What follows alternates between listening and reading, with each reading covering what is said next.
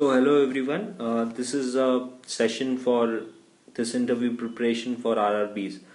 So what basically is I know I cannot cover everything in one video, but I'll try to guide you in which you should prepare yourself before going to an interview for RRBs. So basically I have given a lot of materials in my post which will help you to understand what all you need to at least know.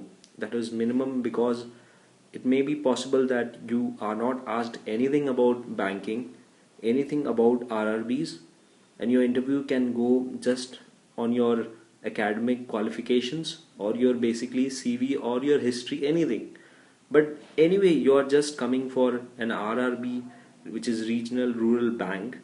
So you should know something about financial and banking sector in India, and then lot of thing about RRBs, because that's the more easy.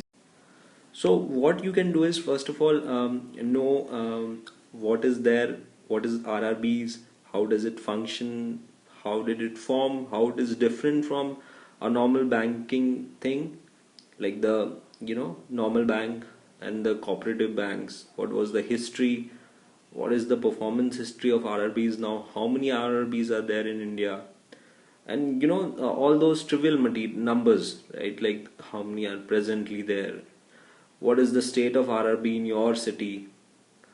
So all these things you have to explore yourself. At least follow a good material. Even if it's not there, I'll try to provide, because if you visit any website, they can give you sometimes a different number of RRBs existing today.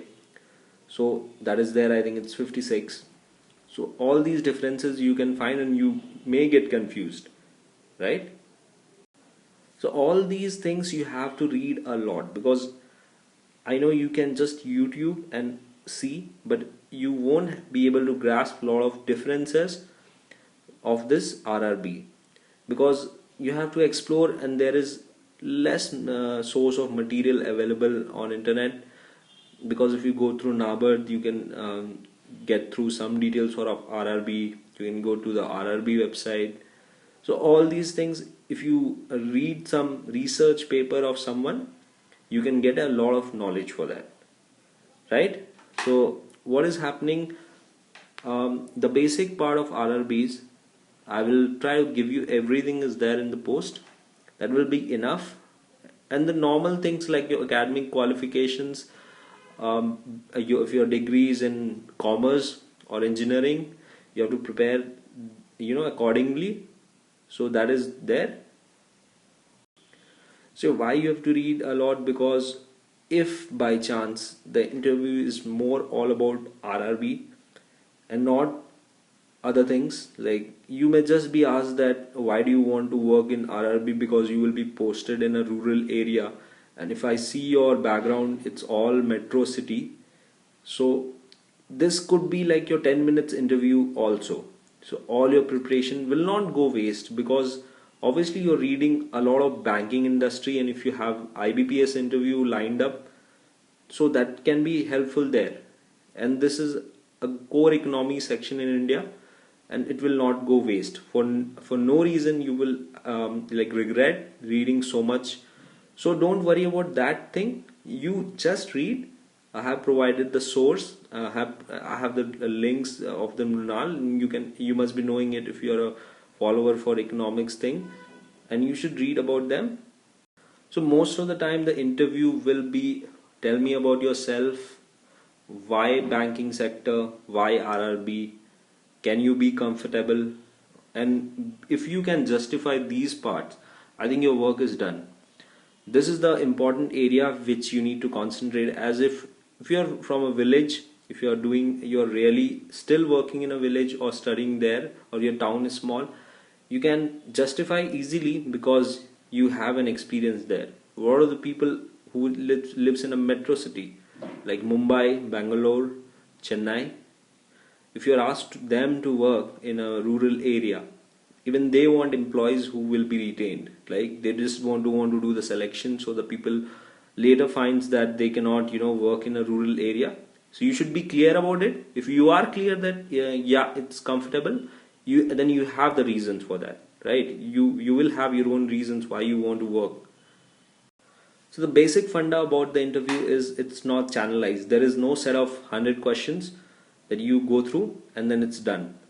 If you're a regular reader of newspaper, you already covered the what is the current affair, and then you don't have any problem. You can just say them that yeah, I don't know, because obviously you cannot know everything, but the major ones, if like there is an election in Bihar and if you don't know who won, like it's terrible, right? So even if you're not from Bihar, because that's a national news, lot of investment, because if you must have read newspaper from the Hindu that lot of financial investor pulled out money from the capital market, and that implication could be there from the Bihar. So all these trivial detail is not required. It's but an overall knowledge of things going around you is required, right? You should have some basic knowledge about current affairs and read newspapers. I would rather say do not cook up any story, no story. Be truthful. Truthful in sense doesn't mean that if they ask you if you're from an engineering background and you want to join this bank, then you will say there is not enough opportunity. I hate engineering, and then this is my last option. I prepared this and that. No, that's a very negative attitude. True means at least keep positive things in point and then answer. You can praise the banking sector, you can influence the interviewer with your knowledge of banking, and that can give him a slight in that 10 or 15 minutes interview that yeah, this guy is interested in banking and I should hire him because he has done research in banking, he has a good knowledge, and then he's a fine guy. So he's a positive thing, he can take the pressure, because there will be a lot of pressure. So it's all about how presentable you are. It doesn't require a lot of fluency in anything, because the plus point of RRBs are you select a language like Hindi. So अगर आपको हिंदी में बात करना है तो आप उसे आराम से समझा सकते हैं, क्योंकि बहुत सारे लोगों को इंग्लिश में प्रॉब्लम होता है. Like a lot of people have problem in English. They are benefited right now because they need to do is they just have the interview in Hindi or their own regional language. So these things matter a lot. Be positive. Don't be too much real. Like be real, but be positive real.